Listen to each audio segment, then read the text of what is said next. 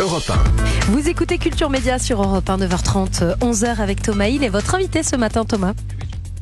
Mais oui, si mon micro marche, je reçois ce matin Ophélie Meunier. Vous avez lancé Euphélie, maintenant il faut dire.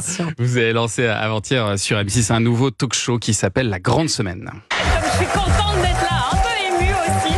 La Grande Semaine, c'est votre nouveau rendez-vous sur M6. Ensemble, on va revenir sur l'actualité du moment, sur les tendances, sur les phénomènes. On va tout analyser, tout décrypter et tout tester pour vous. Voilà pour le concept. Alors l'émission elle a été enregistrée jeudi. J'imagine que vous étiez devant votre télé samedi à 17h35. Oui. Et je pense que j'étais stressée, très stressée, je dois le dire. Qu'est-ce que vous en avez pensé alors ? C'est difficile à dire.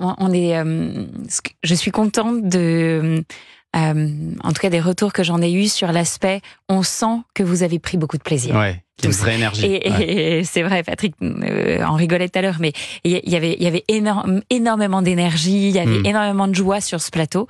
Et on a ça, et on a envie de continuer à donner ça. Et donc ça, je l'ai vu quand j'ai regardé ma télé à 17h35 samedi. Vous étiez heureuse. Donc ça, j'étais contente de ça.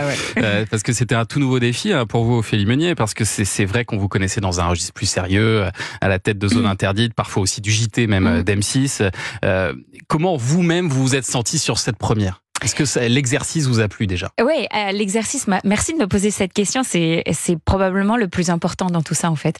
L'exercice m'a énormément plu. C'est quand on présente une émission comme Zone Interdite, alors je vais finir ma 8e saison, donc voilà, c'est une émission qui fait vraiment, sur une carrière de 12 ans, 8 c'est majoritaire. Donc c'est une émission qui fait partie de moi, qui fait partie des foyers français depuis 30 ans. Donc c'est difficile de s'imaginer ailleurs, c'est difficile de se projeter, je suis tellement bien. Et ça faisait longtemps que vous proposiez d'autres choses à M6 ? On parle avec M6, c'est une chaîne en tout cas qui parle régulièrement avec ses incarnants pour savoir est-ce qu'on se sent bien et puis surtout comment on peut continuer de construire la suite, l'avenir, j'ai 36 ans, donc j'ai encore un petit peu de temps en tout cas, je suis pas à la retraite tout de suite, je sais plus, ça fait beaucoup maintenant, des années de plus.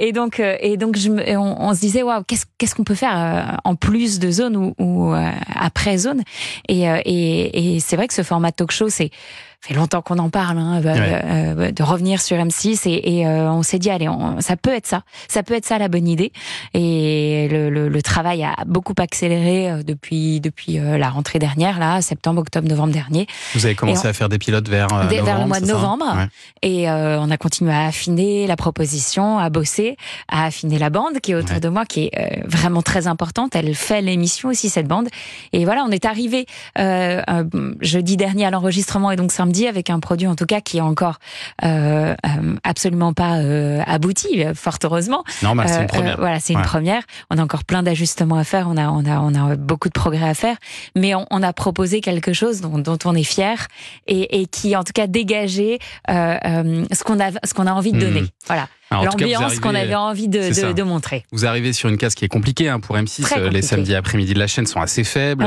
Et pour la première, vous avez rassemblé entre 400 et 450 000 téléspectateurs sur les deux parties. 4,4% de part de marché pour la deuxième partie. C'est ça. C'est un petit peu en dessous de ce que faisait Chasseurs d'appart la semaine d'avant. Est-ce que vous vous attendiez à ça ? Oui. On s'attendait totalement à ça. Merci aussi de me poser la question. Chasseurs d'appart, ça fait des années que c'est sur l'antenne et puis que ça cartonne. Enfin, donc c'est un. C'est une marque. On sait que la radio et la télé, ce sont des médias d'habitude. Arriver avec une marque, personne n'a entendu parler de La Grande Semaine avant la semaine dernière. On n'a pas vu ce format depuis plus de 10 ans sur M6. Le talk show. On était un samedi. Il faisait super beau. Je veux dire, les gens avaient probablement 1000 autres choses à faire que de venir nous voir, et ça, on en avait conscience. Maintenant, on est déjà plutôt très content d'avoir eu entre 400 et 450 000 personnes avec nous. C'est une bonne base de départ. C'est une bonne base de départ. Et puis après, l'idée, c'est d'aller chercher les gens un par un. Et ma plus belle récompense, ce sera qu'à la fin, s'ils sont d'accord, c'est d'en embarquer un peu plus, et puis qu'ils restent avec nous et qu'ils soient contents d'être avec nous. Regardez aussi ce qu'on disait de l'émission dans la presse, sur les réseaux sociaux, parce que les nouveaux talk shows sont toujours scrutés comparés aux autres. Alors j'ai vu que Le Parisien trouvait que votre émission. Je cite, lorgne clairement du côté de Froufrou ou Union Libre de Christine Bravo. Mais tant mieux. Peut-être le côté grande bande de chroniqueurs autour de vous, de ce côté Union Libre, ça je peux le comprendre. Moi j'avoue avoir été plus frappé par la ressemblance plus esthétique avec le Grand Journal de Michel Denisot, déjà dans le titre, la grande semaine, mais aussi dans la typo, le logo, le décor qui est très réussi d'ailleurs. Est-ce que ça fait partie de vos sources d'inspiration? Alors le producteur Régis Lamanaroda est un historique de Canal+. J'imagine évidemment qu'il a ces influences-là, et tant mieux. Je trouve le plateau très beau. Je l'ai dit d'ailleurs en rentrant. La table est très belle. Je trouve qu'on nous a offert un très joli habillage, comme on l'appelle. Donc on s'y sent bien sur ce plateau. Il est assez chaleureux. Bien sûr qu'il y a ces influences-là. Et puis après, il y a de lui. Il y a et après, il faut trouver sa singularité. Il y a d'M6 aussi dans les couleurs, assez pop. Donc voilà, tout ça fait la grande semaine. Et en effet, après, il va falloir trouver notre singularité. C'est quoi pour vous justement la singularité de la grande semaine? La singularité de la grande semaine, c'est plusieurs choses. C'est une émission vraiment qui va exister par sa bande. Donc tous les chroniqueurs, et je les embrasse un par un parce qu'ils sont très heureux d'être là, ils ont tous des vies, des carrières et du succès dans leur domaine. Ils sont là pour le plaisir. Et c'est tous des bosseurs. Et on est vraiment heureux de se retrouver. On a tous hâte de se retrouver cette semaine pour la deuxième, vraiment. Donc ça, c'est vraiment une émission de bande, une émission de décryptage et de test. C'est ce qu'on disait. On a dans la bande plusieurs personnalités qui sont vraiment là, qui sont les bons copains que tu as envie d'avoir dans la vie pour tester les choses avant toi, pour savoir si tu peux y aller ou pas. Donc voilà, c'est ça aussi la bande.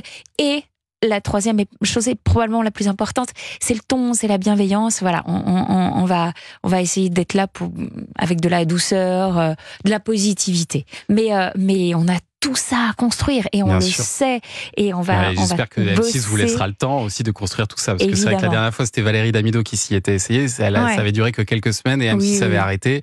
Elle l'avait beaucoup regretté. J'espère que ça durera pour vous et au moins jusqu'à la fin de la saison. On a vraiment la confiance de la chaîne. Ils ont envie de, mais on sait qu'on a du boulot. Pas de panique. Voilà, maintenant on va. La première, c'est toujours, vous le disiez, c'est toujours très scruté, c'est challenging, c'est flippant, c'est voilà. Ça y est, on l'a fait. Maintenant, on va bosser, on va y aller petit à petit. La grande semaine, c'est tous les samedis à 17h45 sur M6. Restez avec nous, Ophélie Meunier, pour commenter l'actu des médias dans un instant.